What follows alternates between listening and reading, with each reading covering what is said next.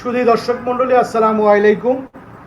ভাসানী টিভির পক্ষ থেকে আপনাদেরকে স্বাগত জানাচ্ছি সমকালীন ভাবনা নিয়ে। ভাসানী টিভির নিয়মিত আয়োজন হক কথার চতুর্থ পর্ব।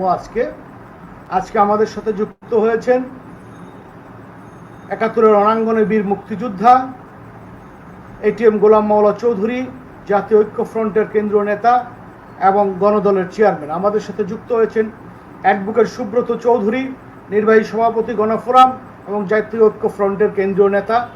যুক্ত ছিলেন, হয়তো ইতিমধ্যে আবার যুক্ত হয়ে যাবেন, জনাব গোলাম সরোয়ার মিলন, সাবেক মন্ত্রী, প্রেসিডিয়াম সদস্য, বিকল্পধারা বাংলাদেশ সমন্বয়ক, যুক্ত ফ্রন্ট।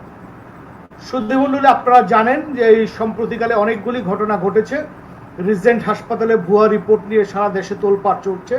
এটি নিয়ে এমন একটি অবস্থা হয়েছে যে এই নেগেটিভ করোনা নেগেটিভ সার্টিফিকেট নিয়ে যারা ইটালিতে গিয়েছেন সেখানে প্রমাণিত হয়েছে এয়ারপোর্টে যে প্রায় সকলেই করোনায় আক্রান্ত, যার ফলশ্রুতিতে ইটালির প্রধানমন্ত্রী বাংলাদেশের নাগরিকদের করোনা ভাইরাস বোমা বলে আখ্যায়িত করেছেন। এই সব কিছু মিলে একটি ভয়াবহ পরিস্থিতি। করোনা নিয়ে বাংলাদেশে যেমন আমরা ব্যর্থ হয়েছি, ঠিক একইভাবে আন্তর্জাতিকভাবেও আমরা এখন সমালোচনার সম্মুখীন হয়েছি। এবং আমরা মনে করি ইতিমধ্যে বিভিন্ন রাজনৈতিক দলগুলোর পক্ষ থেকে স্বাস্থ্যমন্ত্রীর পদত্যাগ সহ অনেকগুলি বিষয় সামনে চলে এসেছে, কিন্তু সরকার আসলে রাজনৈতিক দলগুলোর কোনো কিছু বিষয় খুব বেশি কর্ণপাত করছেন না। কেন করছেন না সেটি আমাদের বোধগম্য নয়। এবং রিজেন্টের মিস্টার শাহেদকে নিয়ে চলছে নানা ধরনের গল্প গুজব। সব কিছু মিলে আসলে আমরা কোন পথে যাচ্ছি, এটি হচ্ছে আজকের বিষয়। আমরা গণদলের চেয়ারম্যান জনাব এটিএম গোলাম মাওলা চৌধুরী, আপনার কাছে জানতে চাবো, এই যে করোনা নিয়ে নানা ধরনের খেলা, স্বাস্থ্য মন্ত্রণালয়ের প্রচণ্ড রকম ব্যর্থতা, এবং সর্বশেষ ইটালির প্রধানমন্ত্রী বলেছেন যে বাঙালিরা এক একজন করোনা বোমাতে পরিণত হয়েছে। মানে যে যাত্রীরা ইটালিতে নেমেছিল প্রত্যেকের সার্টিফিকেট ছিল করোনা নেগেটিভ, কিন্তু ইটালি সরকার যখন পরীক্ষা করেছে প্রত্যেকের করোনা পজিটিভ ধরা পড়েছে। এই আন্তর্জাতিক বিশ্বে বাংলাদেশের যে ক্রম অবনতি সম্পর্কের এই সব কিছু মিলে আপনি কিভাবে মনে করেন যে আসলে সরকার কোন দিকে নিয়ে যাচ্ছে? সরকারকে আসলে রাষ্ট্র পরিচালনায় পরিপূর্ণ ব্যর্থতার পরিচয় দিচ্ছেন না? ধন্যবাদ সঞ্চালক গোলাম মোস্তফা ভূঁইয়া সাহেব, আপনাকে। আপনার মাধ্যমে ভাসানী টিভির দর্শক শ্রোতা, কলা কৌশলী, হ্যালো হ্যালো, ঠিক আছে, শোনা যাচ্ছে, বলেন। ভাসানী টিভির কলা কৌশলী দর্শক শ্রোতা যারা এই অনুষ্ঠান আজকে দেখছেন এবং যারা দেখবেন, সবাইকে এবং আজকের সহ আলোচক দুইজন বিজ্ঞ রাজনীতিবিদ, সাবেক মন্ত্রী গোলাম সরোয়ার মিলন, বিকল্পধারা বাংলাদেশের প্রেসিডিয়াম সদস্য, আরেকজন প্রখ্যাত আইনজীবী, দেশের সর্বোচ্চ আদালতের আইন পেশা যিনি নিয়োজিত এবং বিজ্ঞ রাজনীতিবিদ, গণফোরামের নির্বাহী সভাপতি জনাব সুব্রত চৌধুরী, সবাইকে গণদলের পক্ষ থেকে অভিনন্দন জানিয়ে আমার আলোচনা আমি শুরু করতে চাই। আজকের আলোচনার আপনার শিরোনাম রেখেছেন সমকালীন ভাবনা। এই ভাবতে গেলেই কি ভাববো জানি না, ভাবতে গেলেই আমাদের চোখের সামনে ভেসে ওঠে স্বাধীন বাংলাদেশের পার্লামেন্ট মেম্বার। যদিও এই পার্লামেন্ট নিয়ে, এই সংসদ নিয়ে অনেক বিতর্ক আছেন, সেই সংসদের একজন সংসদ সদস্য বিদেশের মাটিতে মানব পাচার ও অর্থ পাচারের অপরাধে বিদেশের কারাগারে গ্রেপ্তার হয়ে আছেন। আপনার বিশ্বে এই মানব পাচার এবং অর্থ পাচার একটি ঘৃণ্যতম অপরাধ। এই অপরাধে তিনি গ্রেপ্তার হয়ে আছেন। আপনি যে কথাটা বলছেন, ইতালিতে আমাদের 147 জন বাংলাদেশি নাগরিককে তারা নামতে দেয় নাই, তারা ফেরত পাঠিয়েছেন। তারা বলছেন ইটালির আপনার গণমাধ্যমগুলোতে শিরোনাম করেছেন বাংলাদেশের এক একজন নাগরিক করোনা বোমা। এতে আমাদের দেশের ভাবমূর্তি, যে স্বাধীন একটা রাষ্ট্র, যে রাষ্ট্রের জন্য আমরা মহান স্বাধীনতা যুদ্ধ করেছিলাম, 30 লক্ষ লোক আত্মাহুতি দিয়েছেন, 2 লক্ষ মা বোনের সম্ভ্রম হারিয়েছেন। আমরা প্রত্যাশা করেছিলাম আমাদের এই স্বাধীন সার্বভৌম বাংলাদেশ বিদেশের মাটিতে বিশ্ব দরবারে মাথা উঁচু করে দাঁড়াবে। এই সরকারের ব্যর্থতার কারণে, এই সরকার জবাবদিহি সরকার না হওয়ার কারণে, রাতে ভোট দিনে সরকার গঠন করার কারণে জবাবদিহিতা নাই। সেই কারণে বিশ্বের মানচিত্রে আমাদেরকে হেয় প্রতিপন্ন করে।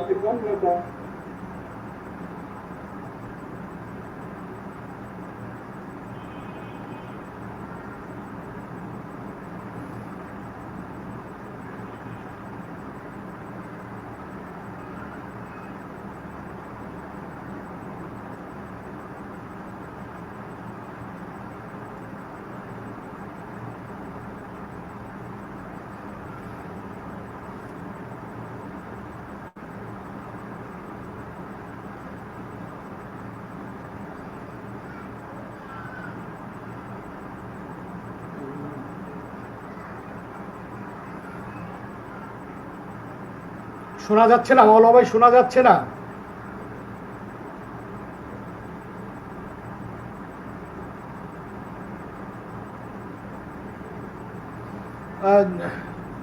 আপনারা শুনছিলেন, উনি সংযোগ বিচ্ছিন্ন হয়ে গেছেন। উনি হয়তো আবার আমাদের মধ্যে ঢুকবে। আমরা এই পর্যায়ে জনাব গোলাম সোরার মিলনের কাছে একই বিষয়ে জানতে চাই।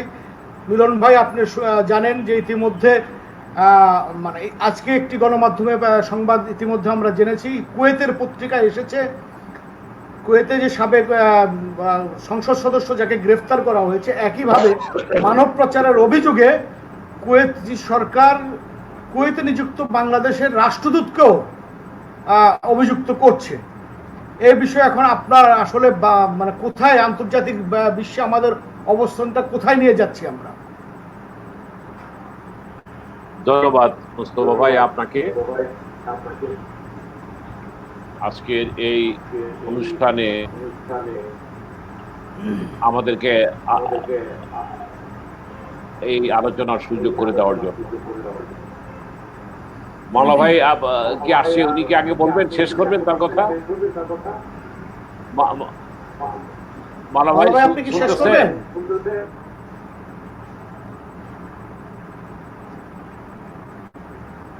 মিউট করা, আপনার মোবাইল মিউট করা।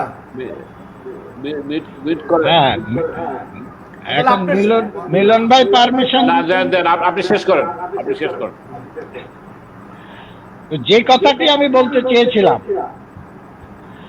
আমরা 71 সালের যে চেতনা নিয়ে স্বাধীনতার যুদ্ধ আমরা করেছিলাম, সেই চেতনাকে এই সরকার ভুলণ্ঠিত করেছে। শুধু বাংলাদেশে নয়, বিশ্বের দরবারে আমাদের এই স্বাধীন সার্বভৌম রাষ্ট্রকে মর্যাদাকে ভুলণ্ঠিত করেছে। এই অপরাধের শাস্তি কি হবে আমি জানি না। আমাদের এই আত্মত্যাগের মধ্যে দিয়ে এই স্বাধীন রাষ্ট্রটা জন্ম নিয়েছিল, স্বাধীনতাকে ভূখণ্ডিত করার অধিকার কারো নাই। আমি যে কথাটি বলতে চেয়েছিলাম যে আজকের রিজেন্ট হাসপাতাল শায়েদ, আমরা সরকারের স্বরাষ্ট্রমন্ত্রী সাহেব বলছেন তিনি অপরাধ করে থাকলে তার বিচার হবে, তাকে ছাড় দেওয়া হবে না। এই ধরনের কথা আমরা অতীতেও শুনেছি। আমরা শুনেছি সম্রাটের ব্যাপারে, আমরা শুনেছি শামীমের ব্যাপারে, আমরা অনেকের ব্যাপারে এইসব কথা দীর্ঘ 12 বছর ধরে শুনে আসছি, কিন্তু কার্যত এদের দৃষ্টান্তমূলক বিচার করা হয় নাই। সেই কারণে বারবার সাহেবদের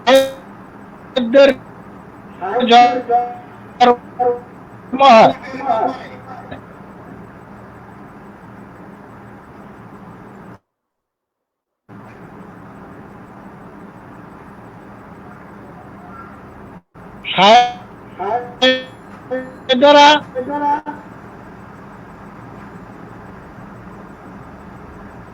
শুধু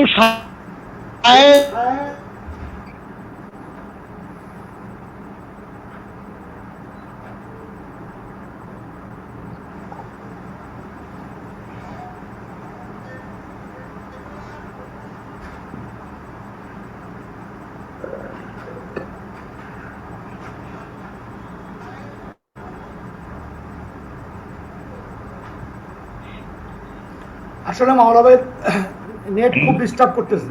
হ্যাঁ, খুব ডিস্টার্ব করতেছে। আপনি এখন আপনি মিলন ভাইকে দেন, পরে যদি সুযোগ থাকে আমি কথা বলবো না। আচ্ছা ঠিক আছে মিলন ভাই, দাদাও বলো, আপনার বক্তব্য দাদাও শেষ বলো। করেন। আসলে মাওলা ভাইয়ের নেট ইন্টারনেট কানেকশন খুবই ডিস্টার্ব করতেছে। এই কারণে আসলে আমরা মিলন ভাইয়ের কাছে একই বিষয়, যেমন ইটালিতে আমাদের অবস্থান, মানব পাচারের অভিযোগে একজন সংসদ সদস্য গ্রেপ্তার। আজকে যেটি শোনা যাচ্ছে যে বাংলাদেশে নিযুক্ত কুয়েতের রাষ্ট্রদূতকেও ইতিমধ্যে মানব পাচারের অভিযোগে কুয়েতি সরকার মানে অভিযুক্ত করেছে। এই সব কিছু মিলে আন্তর্জাতিক বিশ্বে বাংলাদেশের এখন যে অবস্থা, এটি আমাদের কোথায় নিয়ে যাচ্ছে বলে আপনি মনে করেন? ধন্যবাদ গোলাম মোস্তফা ভুঁইয়া আপনাকে আজকের এই সুন্দর আয়োজনের জন্য।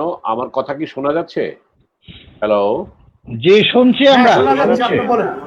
হ্যাঁ শোনা যাচ্ছে। আচ্ছা, আমি বিশেষ করে ধন্যবাদ জানাতে চাই আমাদের অগ্রজ রাজনীতিবিদ, শ্রদ্ধার পাত্র সুব্রত চৌধুরী, আমাদের ঐক্যফ্রন্টের যিনি এখন দায়িত্বে আছেন। আমি আমার ধন্যবাদ জানাতে চাই আমার রাজনৈতিক সহকর্মী, যার সাথে আমার অত্যন্ত ঘনিষ্ঠভাবে রাজনীতি করার সুযোগ হয়েছিল, জনাব এটিএম গোলাম মাওলা চৌধুরী সাহেব, আপনাকে, গণদলের চেয়ারম্যান। তো আমি যে কথাটি বলতে চাচ্ছি সেটি হচ্ছে যে আপনি যে ইটালির কথাটা বললেন যে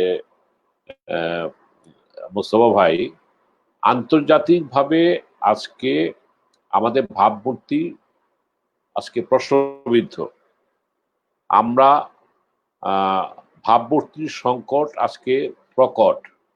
শুধু ইটালি নয়, কুয়েতের কথা আপনি বলেছেন, যে যেখানে একজন মাননীয় সংসদ সদস্য তার সাথে সেই দেশের আমাদের রাষ্ট্রদূত জড়িত হয়ে মানব পাচার, অর্থ পাচারের সাথে জড়িত।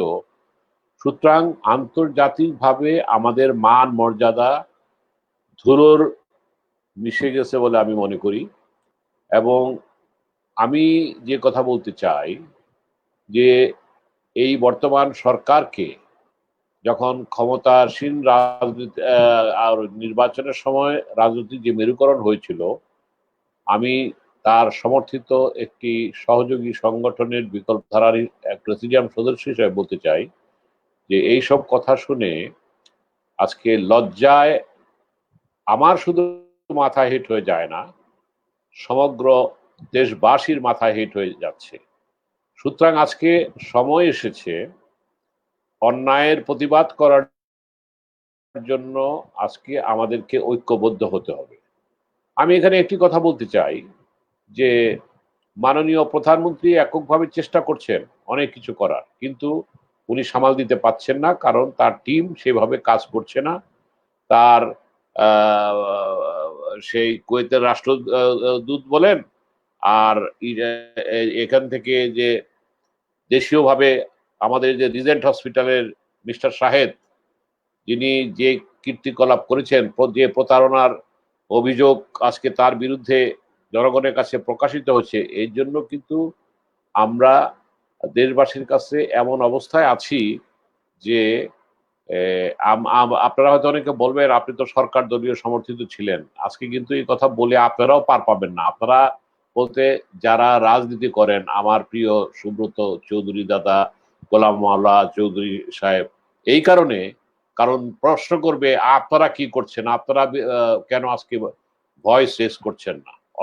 এই কথা বলে আমি এটা বোঝাতে চাচ্ছি যে একটা সরকার যখন ক্ষমতায় থাকে, যদি তার ত্রুটি বিচ্যুতি অন্যায় ভুল থাকে, তখন সেটাকে জন্য ভয়েস রেজ করাতে হবে এবং জাতিকে ঐক্যবদ্ধ করার প্রয়াস চলতে হবে। আমাদের আজকে পরিষ্কার হয়ে গেছে জনগণের কাছে, এখানে স্বচ্ছতা নেই, জবাবদিহিতার সংকট এবং সুশাসনের প্রচন্ড ঘাটতি রয়েছে। এমত অবস্থায় আজকে এটা আমার ব্যক্তিগত প্রস্তাব, এমত অবস্থায় আমরা কোন অবস্থায় আছি, একটা বৈশ্বিক দুর্যোগে আছি। বৈশ্বিক দুর্যোগটা কি? একটি ক্ষুদ্র একটা অণুবীক্ষণ জীব, যার কাছে সমগ্র পৃথিবী আজকে বিপর্যস্ত, বাংলাদেশ বিপন্ন।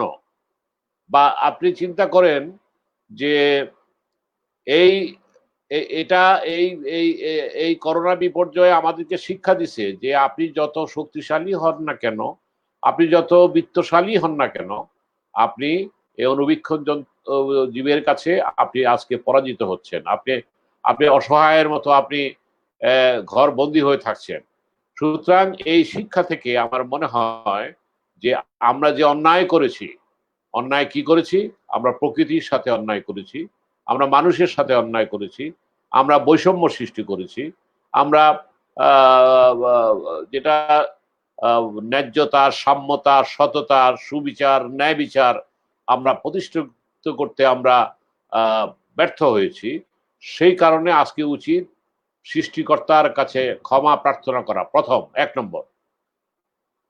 এই কারণে আজকে আমি মনে করি ধর্মীয় মূল্যবোধের ভিত্তিতে, সেটা আমাদের মুসলিম, হিন্দু, বৌদ্ধ, খ্রিস্টান, যারা যে ধর্মেরই আছে, কারণ প্রত্যেক ধর্মে কিন্তু ভালো কথা বলে থাকে, সৃষ্টিকর্তার বিশ্বাস করে থাকে।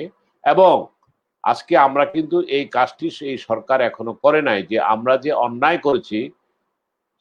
আজকে আন্তর্জাতিকভাবে দেখা গেছে যে সেই কবিতার কথা মনে পড়ছে, যে আপনারা পড়েছেন, যে সিরিয়ার সেই শিশুটির কথা, যে বলেছিল যে আমি ঈশ্বরকে সব বলে দেব।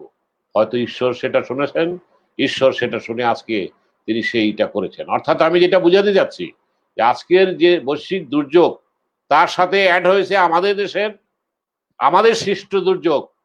সেই দুর্যোগটা হলো যে আজকে দুর্নীতি, এবং আজকে সেই দুর্যোগটা হলো আমাদের দেশকে ভাবমূর্তি এই মুহূর্তে বিশ্বে উঠে তোলার পরিবর্তে আমরা নিজেদেরকে আজকে তলানিতে চলে যাচ্ছে। সুতরাং আজকে এই স্বচ্ছতার জায়গায়, আজকে আমাদের জবাবদিহিতার জায়গায়, সুশাসনের জায়গায় আজকে আমাদেরকে ফিরে আসতে হবে, এবং একটা সাংস্কৃতিক এবং একটা রাজনৈতিক জাগরণ প্রয়োজন। যদি এটা আমরা না করতে পারি, তাহলে ইতিহাসের কাঠগড়ায় আমাদেরকে দাঁড়াতে হবে। 1971 সনে, আমি দাদাকে ফ্লোর দেওয়ার আগে আমি 1 মিনিটের কথা শেষ করে দিচ্ছি। সেটা হচ্ছে যে 71 সনে আমরা কিন্তু বঙ্গবন্ধুর নেতৃত্বে কিন্তু সমগ্র জাতীয় ঐক্যবদ্ধ হয়েছিলাম, দল মত নির্বিশেষে। তখন আপনারা হয়তো জানেন, মাওলানা ভাসানী এদেশের, বাংলাদেশের কিন্তু স্বপ্নদ্রষ্টা ছিলেন। আমি কিন্তু ভাসানী নিয়ে পড়তাম এক সময়।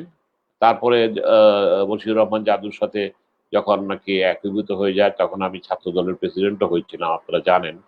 যাই হোক, আমি সেই বোধ থেকে বলতেছি যে আজকে দেখেন আমাদের দেশের যে রাজনৈতিক সংস্কৃতি, এখানে আমি সুব্রত দার কাছ থেকে আমি বেশি বেশি করে জানতে চাবো এই ব্যাপারে, যে আমাদের যে রাজনীতিটা, যে আমরা কেন ঐক্যবদ্ধ হতে পারছি না।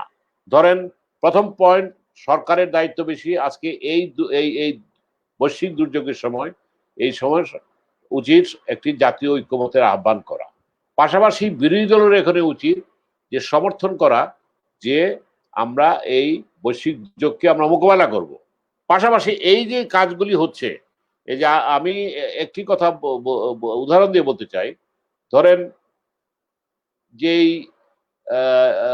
শাহেদ সাহেব যে রিজেন্ট হসপিটাল নিয়ে যে কাজগুলি করলেন, আজকে যদি একটা একটা জাতীয় ঐক্যমত থাকতো, প্রধানমন্ত্রী আজকে যেহেতু আছেন, কিভাবে আছেন, রাতের ভোটে আছেন না দিনের ভোটে আছেন, আমি সেই বিতর্কে এখন নাই গেলাম। উনি যদি আজকে ওনাকে মেনে নিয়ে এই মুহূর্তে মানুষকে বাঁচানোর রাজনীতি আমাদের করতে হবে।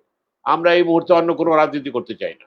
আমরা যদি 500টা টিম করা হয়, প্রতিটা দল থেকে যদি কর্মীদেরকে নিয়ে যদি এক এক টিমে যদি 20-25 জন করে থাকে, আমি একটা উদাহরণ দেখাচ্ছি, just idea, to get the idea, সেটা তাহলে আজকে সেই রেড জোন এলাকাগুলিতে যদি আমরা সেইভাবে মানুষকে অ্যাওয়ারনেস তৈরির ব্যাপারে, চাউল চোরদেরকে ঠেকানোর ব্যাপারে, কিংবা এই মেডিকেল মাস্ক নিয়ে যে দুর্নীতি হয় সেগুলি ঠেকানোর ব্যাপারে, কিংবা এই যে পজিটিভ নেগেটিভ ফলস রিপোর্ট দেওয়ার ব্যাপারে ভলেন্টারি কাজটা, আমার মনে হয় আমরা ঐক্যমতের ভিত্তিতে আমরা করতে পারতাম। এতে করে আমরা কিন্তু অনেক অনেক দূর আমরা এগিয়ে যেতাম। আমরা কিন্তু একটা উদাহরণ সৃষ্টি করতে পারতাম পৃথিবীর বুকে। এবং আজকে অনেক দেশ, যেমন কথায় কথায় সরকারি দলের লোকেরা বলে আমেরিকা পারে নাই, ইটালি পারে নাই, ফ্রান্স পারে নাই, কিন্তু ভিয়েতনাম, চায়না, ভিয়েতনাম থেকে আরম্ভ করে আপনার বিভিন্ন দেশ আজকে, তাইওয়ান, ভারতের আমাদের কেরালা আজকে মডেল হিসাবে, তো রোল মডেল হিসাবে তো আছে। যাই হোক, আমি আমার বক্তব্য এই পর্যায়ে না বাড়িয়ে যে কথাটা আমি কনক্লুশন করে বলতে চাই, যে আমরা জাতিগতভাবে আমরা শুধু নিজেরটাই বুঝি এবং জনগণকে নিয়ে আমরা চিন্তা করি কম। এর জন্য আমাদের উচিত আজকে সকলকে ঐক্যবদ্ধ হওয়া, ঐক্যবদ্ধ হয়ে আজকে একটি নতুন জাগরণের দিকে যাওয়া। এবং এটাই হচ্ছে আমার মূল বক্তব্য, প্রাথমিক বক্তব্য। ধন্যবাদ সবাইকে।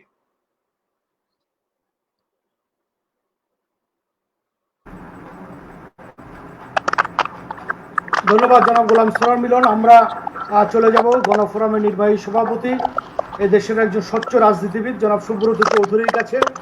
দাদা, ইতিমধ্যে মিলন ভাইও বললেন, আপনিও জানেন দেশের সার্বিক অবস্থা, সব মিলিয়ে আমরা জাতীয় ঐক্যমত প্রতিষ্ঠিত করতে পারিনি, এটি চূড়ান্ত সত্য।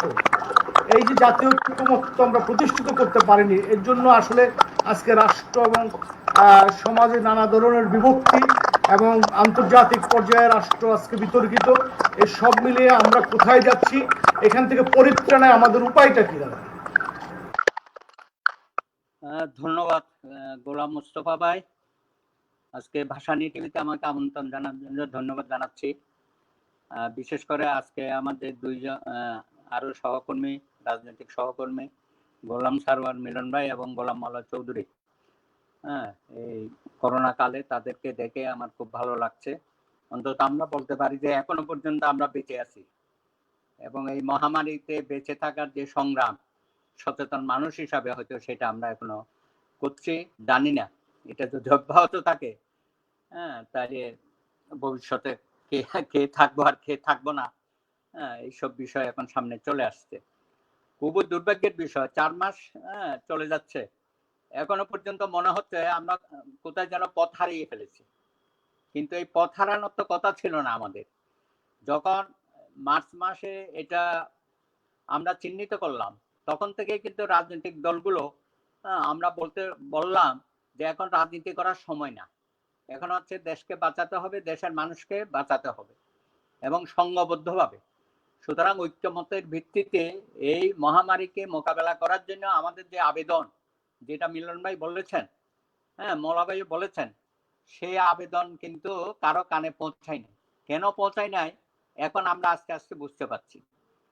এই যে একটা হচ্ছে করোনা মহামারীতে আক্রান্ত হয়ে আমরা হিমশিম কাটছি, আর অন্যদিকে দুর্নীতি যে আকণ্ঠে নিমজ্জিত হয়েছি আমরা, সেটা চেহারা কিন্তু দিন দিন নির্লজ্জভাবে আমাদের সামনে উঠে আসছে।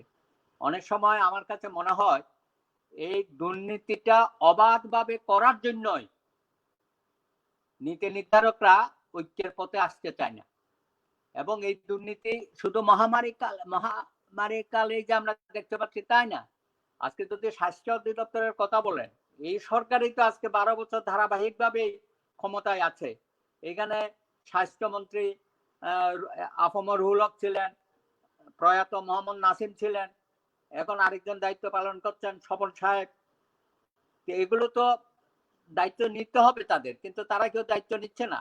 আজকে স্বাস্থ্য মন্ত্রণালয় থেকে একটা প্রেস রিলিজ দিয়ে যে আমাদের ভুল হয়ে গেছে, আমাদের সাথে রিজেন্ট এবং জ্যাকে এরা প্রতারণা করেছে, এইসব কথা বলে তো লাভ নাই। কিন্তু আমরা জানি যে পচনটা মাথায় ধরেছে।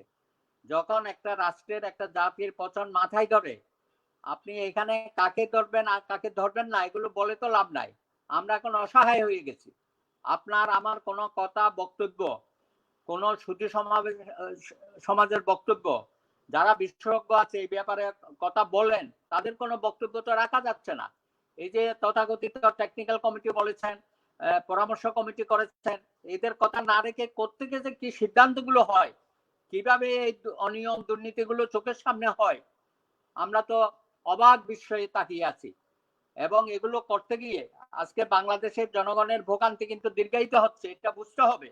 এই যে আজকে যেখানে বিশেষজ্ঞরা বলেছে আমাদের প্রতিদিন 50,000 পরীক্ষা হওয়া উচিত, আজকে সেই জায়গায় আপনি 20,000ও করছেন না, 12-13তে নামিয়ে আনছেন। আবার এটা দেখানো হচ্ছে যে কম হচ্ছে, মৃতের সংখ্যা কম দেখিয়ে মানুষকে সাথে আবার প্রতারণা শুরু করেছে। এটা কোনো একটা দেশে যারা সরকার পরিচালনা করেন তাদের কাছে এটা কি আমরা আশা করতে পারি?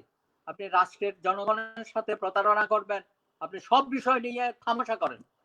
তারপরে এই যে যারা বড় বড় অপরাধ করেছে এই সময়েও তারা পার পেয়ে যাচ্ছে একে একে এবং বিদেশে চলে যাচ্ছে। আপনারা দেখেছেন কয়েকদিন আগে কিভাবে কতগুলো অপরাধ করে সরকারের উচ্চ মহলের সাথে যাদের যোগাযোগ তারা দেশ ছেড়ে চলে যাচ্ছে।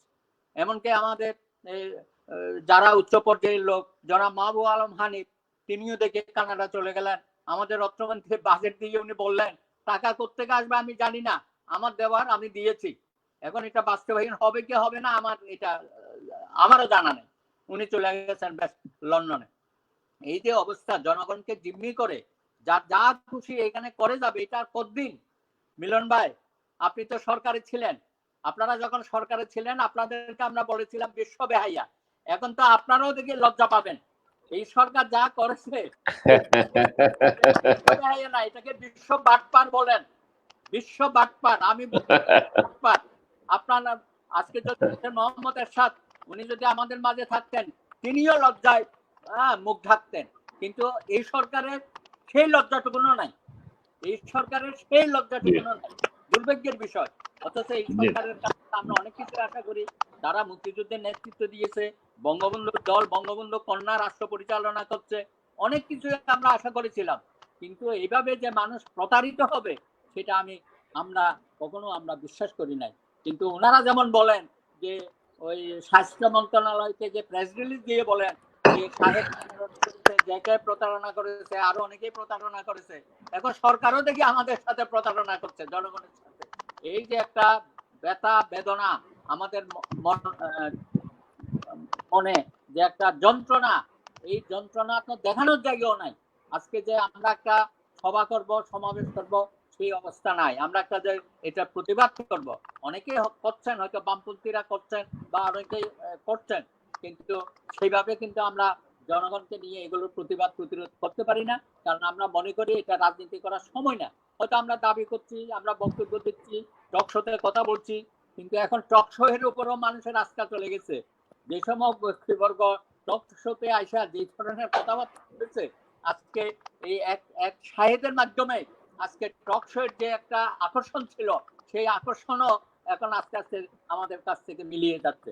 আমি আশা করব যে আজকে যে বিজ্ঞ রাজনীতিবিদরা এখানে আছেন, গোলাম মোস্তফা ভাই সহ আসেন, ভবিষ্যতে আমরা এই রাষ্ট্রটাকে যাতে সঠিকভাবে পরিচালিত করতে পারে এবং এখানে সুশাসনের কথা বলা হচ্ছে, জবাবদিহিতার কথা বলা হচ্ছে, সেগুলো যে দিনে দিনে একেবারে নিয়মায়ন হয়ে গেল, এখান থেকে বেরোনোর জন্য আমাদেরকে নিশ্চয়ই জনগণকে ঐক্যবদ্ধ করতে হবে।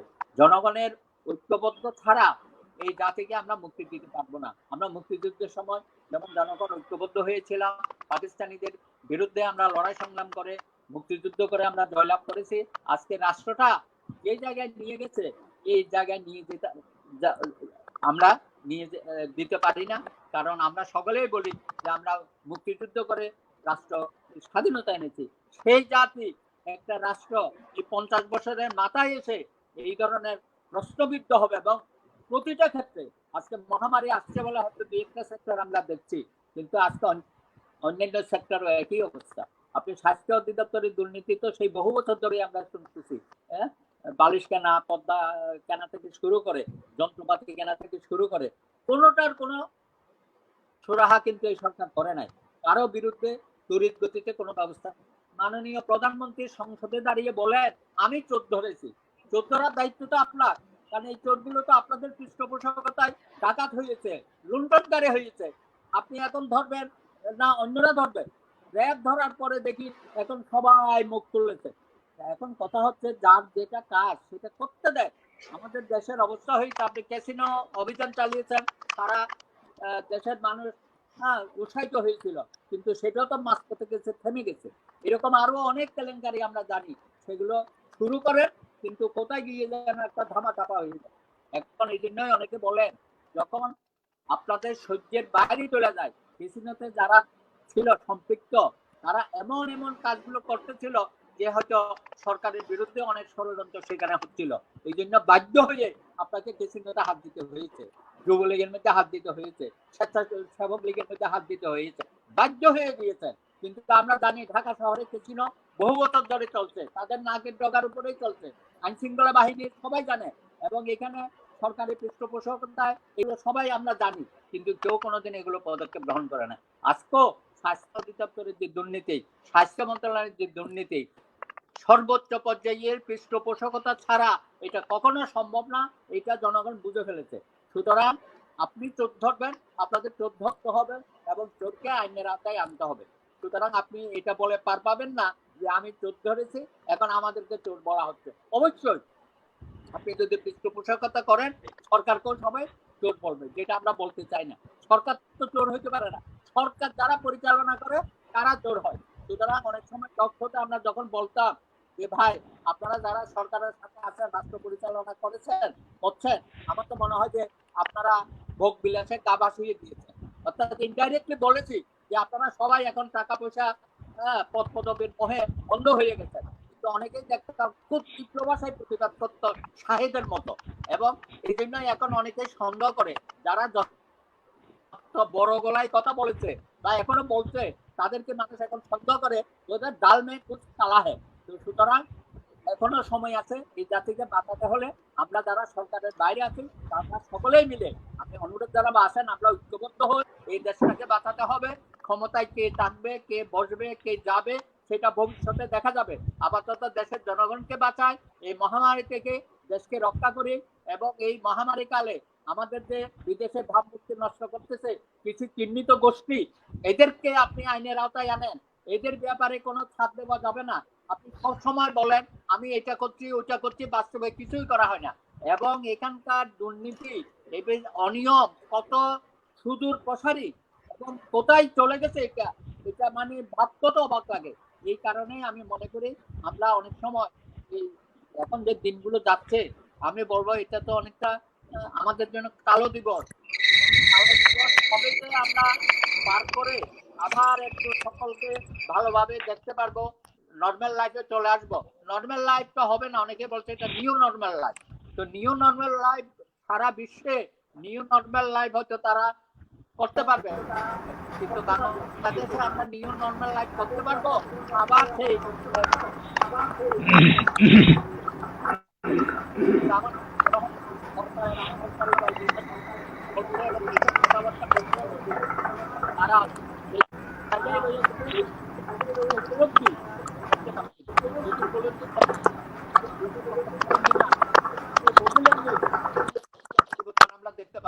অবৈধ হচ্ছে সেটাও আমরা দেখতে পাচ্ছি না। সুতরাং আমার প্রশ্ন হচ্ছে আমরা যাবোটা কোথায়?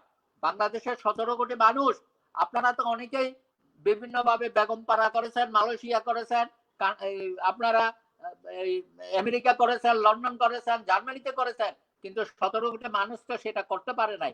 এদের দিকে তাকিয়ে হইলো আপনারা অতীতে যে পাপগুলো করেছেন সেই পাপের প্রায়শ্চিত্ত করবেন আশা করি। এটাই আমি আজকের দিনে কামনা করি। ধন্যবাদ ধন্যবাদ অ্যাডভোকেট সুব্রত চৌধুরী। আমার সুধীর মণ্ডলী, আমরা এটিএম গোলাম মওলা চৌধুরীর কাছে যেতে চাই, যদিও তিনি প্রথম বক্তব্য শুরু করেছিলেন,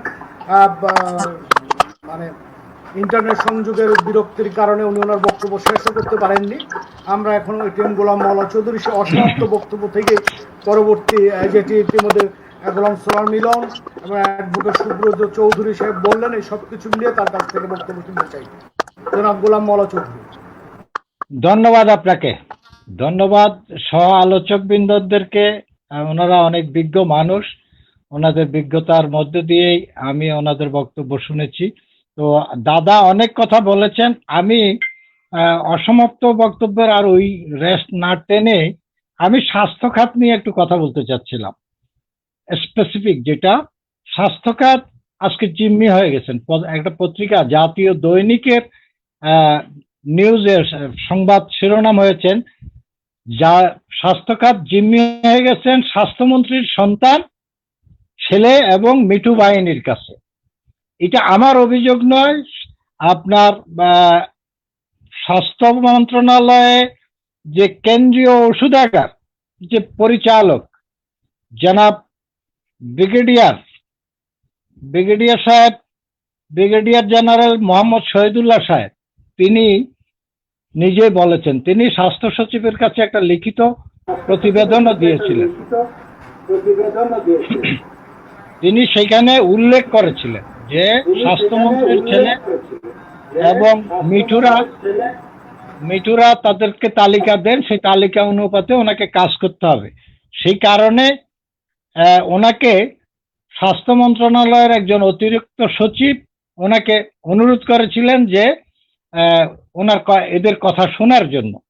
তিনি শোনেন নাই, তিনি দৃঢ়তার সহিত সেটা প্রত্যাখ্যান করেছেন। এই অনিয়মের বিরুদ্ধে সচিবকে, স্বাস্থ্য মন্ত্রণালয়ের সচিবের কাছে একটা লিখিত প্রতিবেদন দিয়েছিলেন, কিন্তু তিনি পার পান নাই। তাদের দৌরত্ব এত বেশি, সেই ব্রিগেডিয়ার জেনারেল মোহাম্মদ শহীদুল্লাহ সাহেবকে সেখান থেকে সরে যেতে হলো। আজকে এই কথাটা কেন আসছি, আমি যেটা বলতে চাচ্ছিলাম, 30 মে জনপ্রশাসন সচিবের কাছেও তিনি চিঠি দিয়েছিলেন যে এদের ব্যাপারে, তারপরে তাকে সরিয়ে দেওয়া হলো।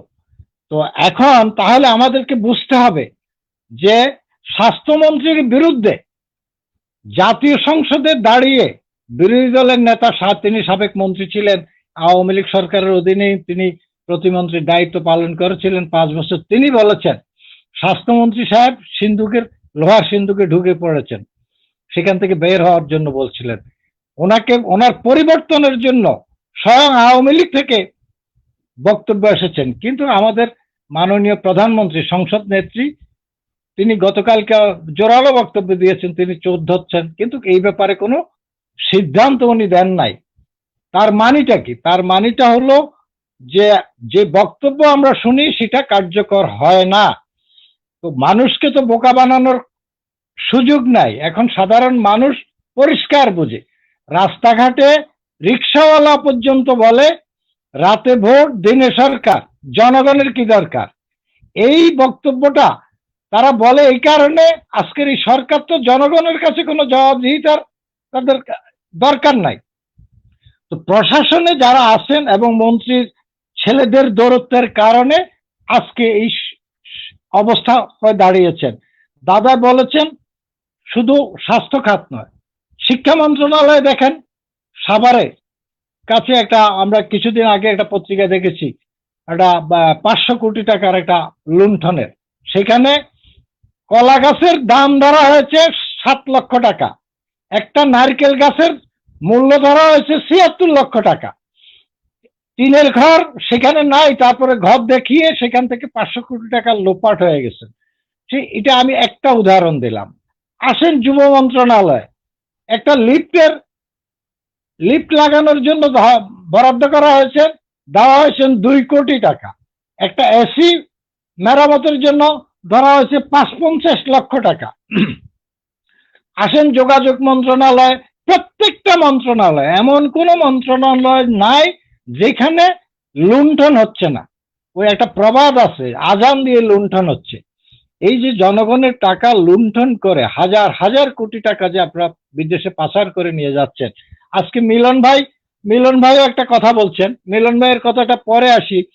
আজকে সরকারের যে শরিক, আমি এই কথাটা এর আগেও কয়েকবার রেফারেন্স আনছি, যে 14 দলের শরিক ওয়ার্কার্স পার্টির সভাপতি জনাব রাশিদ খান মেনন সাহেব 29 ফেব্রুয়ারিতে রাজশাহীতে একটা সমাবেশে দাঁড়িয়ে তিনি বলেছেন যে 2014 সালে 86,000 কোটি টাকা বিদেশে পাচার হয়েছে।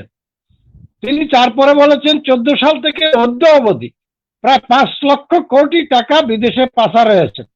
এদের তালিকা প্রকাশের জন্য তিনি দাবি জানিয়েছিলেন সরকারের কাছে, সরকারের প্রধানমন্ত্রীর কাছে। তিনি বলেছেন যে ঋণ খেলাপিদের নাম যদি পার্লামেন্টে প্রকাশ করা যায় তাহলে এই লুণ্ঠনকারীদের, পাচারকারীদের নাম প্রকাশ করা হবে না কেন? তারা কি আপনার দলের লোক? আমি আজকের যে কথাটা বলতে চাচ্ছিলাম, দাদা যে কথাটা বলছে, শুধু স্বাস্থ্য খাত না, সারা ওই একটা প্রবাদ আছে, সারা শরীরে ক্ষত মলম লাগাবো কত। সমস্ত সরকারের সমস্ত মন্ত্রণালয় লুণ্ঠনে ব্যতিব্যস্ত। তারা আজান দিয়ে লুণ্ঠন করতেছে এই জনগণের টাকাটা। আরেকটা কথা স্বাস্থ্য খাত নিয়ে আমি যে কথাটা বলতে চাই, আজকের পত্রিকায় আছে যে তারা একটা পরিসংখ্যান দিছে, অবৈধ হাসপাতাল ও ক্লিনিকের ছড়াছড়ি 17,200টির মধ্যে প্রায় 12,000 মেয়াদ উত্তীর্ণ। 17,200 হাসপাতাল এবং ক্লিনিক সারা দেশে আছেন, এর ভিতরে 12,000 হাসপাতাল এবং ক্লিনিকের লাইসেন্সে নাই, লাইসেন্স করেছেন তাও মেয়াদ উত্তীর্ণ হয়েছেন। কোথাও কোথাও এটা ব্যাঙের ছাতার মতন, আপনার অলিতে গলিতে হাটে বাজারে আপনার একটা সাইনবোর্ড টাঙাই দিয়েছেন, আপনার একটা ট্রেড লাইসেন্স নিয়েছেন, নিয়েই হাসপাতালের নাম ইয়ে করেছেন, সাহেবদের মতন সাইনবোর্ড টাঙিয়ে দিয়েছেন। এটা দেখার কেউ নাই। এটা স্বাস্থ্য মন্ত্রণালয়, বিশাল মন্ত্রণালয়, সেই মন্ত্রণালয়ে লুক আফটার করার কেউ নাই। আজকে একটা স্বর্গ রাজ্য চলতেছে, লুণ্ঠনের একটা স্বর্গ রাজ্য এই দেশে চলতেছে। এইভাবে তো একটা রাষ্ট্র চলতে পারে না, এইভাবে একটা রাষ্ট্রকে চলতে দেওয়া যায় না। তো সেই কারণে আমি বলবো, আজকে মিলন ভাই বলছেন, মিলন ভাই সরকারের পার্টনার, উনি একজন, আমি ব্যক্তিগতভাবে গোলাম সরোয়ার মিলন সাহেবকে যতটুকু চিনি, তিনি একজন পরিচ্ছন্ন রাজনীতির সাথে সম্পৃক্ত ছিলেন সব সময়। কখনো সন্ত্রাস, নৈরাজ্য, চাঁদাবাজি, টেন্ডারবাজির সাথে ছিল কিনা আমি জানি না, আমি যতটুকু জানি উনি একটা পরিচ্ছন্ন রাজনীতি করতেন। আমিও বিশ্বাস করতে চাই আমাদের দলটাও আমরা শুরু করেছি একটা পরিচ্ছন্ন রাজনীতির জন্য। তো আমরা প্রত্যাশা করতে চাই একটা পরিচ্ছন্ন রাজনীতি আগামী দিনে বাংলাদেশে আসবে। কিন্তু মিলন ভাই বলছেন জাতীয় ঐক্যের কথা। হ্যাঁ, জাতীয় ঐক্যের কথা দাদা বলেছেন, আমরা তো জাতীয় ঐক্য চাই। আমি এর আগেও আপনার এই চ্যানেলে বা অন্য কোনো চ্যানেলে আমি বারবার বলেছি জাতীয় ঐক্য আমরা চাই। আমরা তো আজকে রাষ্ট্রের মানুষগুলোকে রক্ষার জন্য, আজকে দাদা যে কথাটা বলছেন, আজকে কোনো রাজনীতি নয়, আমরা রাজনীতি করতে চাই না। আমরা এই আলোচনায় সরকারের পতনের কথা বলতে চাই না, সরকার পরিবর্তনের কথা বলতে চাই না, তাদেরকে ক্ষমতাচ্যুত করার আন্দোলনের কথা আমরা বলতে চাই না। আমরা বলতে চাচ্ছিলাম আজকে জাতীয় ঐক্যটা খুব জরুরি এই কারণে, মানুষগুলোকে রক্ষা করার জন্য। আমরা আওয়ামী লীগ সরকারকে এই সমর্থন দেওয়ার জন্য না, এই দেশের মানুষের কাছে আমরা যারা রাজনীতি কর্মী, আমরা মানুষ রক্ষার জন্য রাজনীতিটা করি, রাষ্ট্রকে রক্ষা করার জন্য রাজনীতিটা করি। সেই কারণে আমরা চেয়েছি একটা জাতীয় ঐক্য। আমি এর আগে কয়েকটা আলোচনায় বলেছি, মাননীয় প্রধানমন্ত্রী, আজকে আপনি আওয়ামী লীগের সভানেত্রীর কথা আপনাকে ভুলে যেতে হবে। আপনার প্রাপ্তি আর কি আছে? আপনি বঙ্গবন্ধুর কন্যা, আপনি 4 বারের প্রধানমন্ত্রী, আপনি 3 বারের সংসদে বিরোধী দলের নেত্রী, আপনার প্রাপ্তির আর কি আছে? আজকে আসুন না, আজকে দলের ঊর্ধ্বে উঠে আওয়ামী লীগের সভানেত্রী এই কথা ভুলে গিয়ে সবকিছুর ঊর্ধ্বে উঠে আপনার নেতৃত্বে আজকে একটা জাতীয় ঐক্য হোক না। জাতীয় ঐক্য হলে আমি যেটা বিশ্বাস করতে চাই, জাতীয় ঐক্য যদি হয় তাহলে এই সংকট মোকাবেলা করা সম্ভব বলে আমি বিশ্বাস করতে চাই। আল্লাহ রাব্বুল আলামিন বলছেন, তোমরা ঐক্যবদ্ধ যদি থাকো, মানুষ যেখানে সমাবেশ থাকবে, মানুষ ঐক্যবদ্ধ হবে, সেখানে আমার রহমত নাজিল হবে, আমি সেখানে রহমত বর্ষণ করব। তো তাহলে এই ঐক্যটা করে, জাতীয় ঐক্যটা করে আল্লাহ সৃষ্টিকর্তার রহমতটা অন্তত নেই। আর আমি বিশ্বাস করতে চাই সংকট ঐক্যবদ্ধভাবে মোকাবেলা করা যায়। আমি এর আগেও একটা কথা বলছি, স্বাধীনতার ৪৯ বছর পার হয়ে গেছে, জাতি বহুবার বহু সংকটে পড়েছে, খরা, দুর্যোগ, মহামারী, আপনার জলোচ্ছ্বাস, টর্নেডো সহ অনেক সংকটে পড়েছি। গণতান্ত্রিক আন্দোলনের জন্য আমরা বহুবার সংকটে, গণতন্ত্রকে পুনরুদ্ধারের সংকটে পড়েছিলাম, কখনো জাতীয় ঐক্য হয় নাই। এই মহামারীর মধ্য দিয়ে মাননীয় প্রধানমন্ত্রী আল্লাহ রাব্বুল আলামিন আপনাকে একটা সুযোগ দিয়েছেন। আপনি, আমি, সুব্রত দা, গোলাম সরোয়ার, মিলন, আমরা কেউ অনন্তকাল বেঁচে থাকবো না। মাননীয় প্রধানমন্ত্রী আপনিও অনন্তকাল বেঁচে থাকবেন না। বেঁচে থাকবে আমাদের কর্ম, আমাদের যে কর্ম, ভালো কর্মগুণার মধ্য দিয়ে আমরা বেঁচে থাকবো। তো মাননীয় প্রধানমন্ত্রী এই সুযোগটা আপনি গ্রহণ করে আপনার নেতৃত্বে আজকে একটা জাতীয় ঐক্য গড়ে তুলুন না। তোলার পরে ইতিহাসে তো আপনি অম্লান হয়ে থাকার একটা সুযোগ আপনার হাতে এসে গেছেন, সেই সুযোগটাকে আপনি কাজে লাগান। আজকে সমস্ত রাজনৈতিক দলকে আপনার সাথে নেন না। আজকে বেগম খালেদা জিয়া রাষ্ট্র পরিচালনায় তার তো একটা অভিজ্ঞতা আছে, তার অভিজ্ঞতাটাকে কাজে লাগান। সুব্রত দাসদের মতন একটা বিজ্ঞ বা আইনজীবী, রাজনীতিবিদ, ওনাকে কাজে লাগান। গোলাম সরোয়ার, মিলন সাহেব সরকারে ছিলেন, সরকার পরিচালনা করছেন, তাদেরকে কাজে লাগান, যারা বিজ্ঞ অভিজ্ঞ।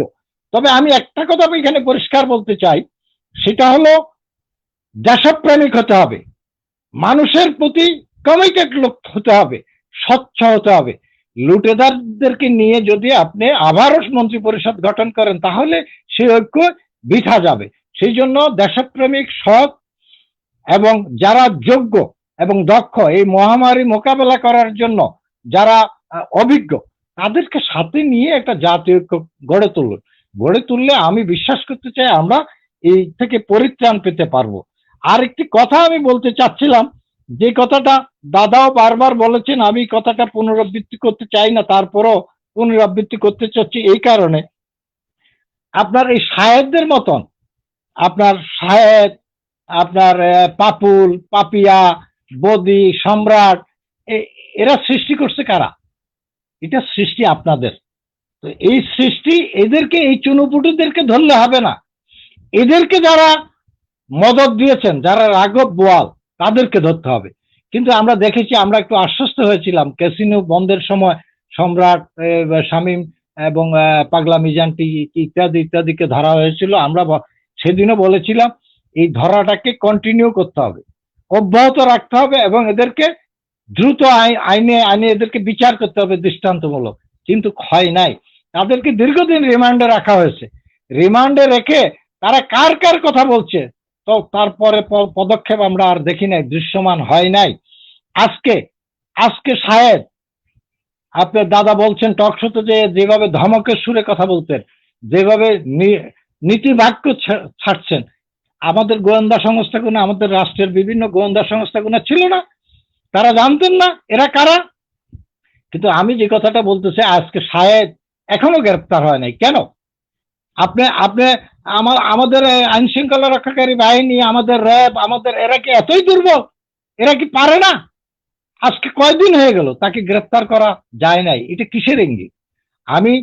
আমি প্রত্যাশা করতে চাই অনতিবিলম্বে আজকের মধ্যে তাকে আইনের আওতায় আনতে হবে এবং জাতির কাছে উপস্থাপন করতে হবে এবং এই কথা পরিষ্কার বলতে হবে, তাকে কার ছত্রছায়া তারা সে এত দূর গিয়েছেন, তার বক্তব্য নিয়ে তাদেরকেও ধরতে হবে। শুধু আপনার সম্রাট আর সাহেবদেরকে ধরে জাতিকে অন্ধকারে কলা দেখানোর মতন কাজ করলে চলবে না। সেই জন্য আমি এই কথাটা মাননীয় প্রধানমন্ত্রীর কাছে বলতে চাই যে আপনি যে বক্তব্যটা পার্লামেন্টে দিয়েছেন সেটাকে কিন্তু আপনি ধরে রাখতে হবে, সেটার প্রতিফলন জাতিকে দেখাতে হবে। আপনি ওই চুনুপুটি চোরদেরকে শাসকদেরকে ধরে লাভ নাই। আরেকটা কথা আমি বলতে চাই যে আমাদের এখানে সাংবিধানিক কিছু প্রতিষ্ঠান আছে, যেটা এর ভিতরে অন্যতম একটা দুদুকের চেয়ারম্যান, আরেকটা আছেন আমাদের নির্বাচন কমিশন। বিশেষ করে এই দুইটা প্রতিষ্ঠান এত বেশি বিতর্কিত হয়েছেন, এটা সাধারণ মানুষও এদের নাম নিলে লজ্জা পায়। কিন্তু দুদুকের চেয়ারম্যান বলছেন 19 সালে 11টি আপনার কি বলে অর্থ পাচারের বিরুদ্ধে তারা ব্যবস্থা গ্রহণ করেছেন। বিচার কোথায়? মাত্র 11টা করলে হবে? হাজার হাজার কোটি টাকা, লক্ষ কোটি টাকা বিদেশে পাচার হয়ে গেছেন, তাদের তালিকা আপনাদের কাছে নাই।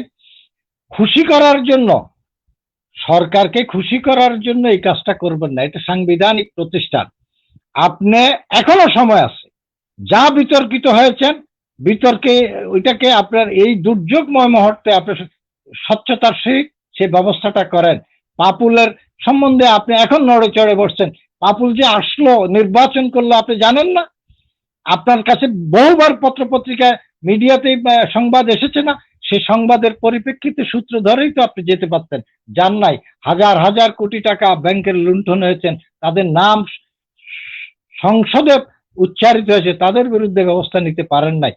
যাই হোক, আমি আজকের এই আলোচনা থেকে দুদকের চেয়ারম্যানের কাছে বলবো যে এখনো সময় আছে, যা বিতর্কিত হয়েছেন এখনো সময় আছে, শেষ সময় হলেও এই বিতর্কিত ব্যক্তিদেরকে ধরে আইনের আওতায় আনেন। আরেকটি কথা আমি বলে আমার আলোচনা শেষ করতে চাই যে আজকের একটা পত্রিকায় আপনার আছেন, দাবি এড়াতে পারেন না স্বাস্থ্য অধিদপ্তর। বলছেন কে? ডাক্তার সাদেকা হালিম, যিনি ঢাকা বিশ্ববিদ্যালয়ের একজন শিক্ষক।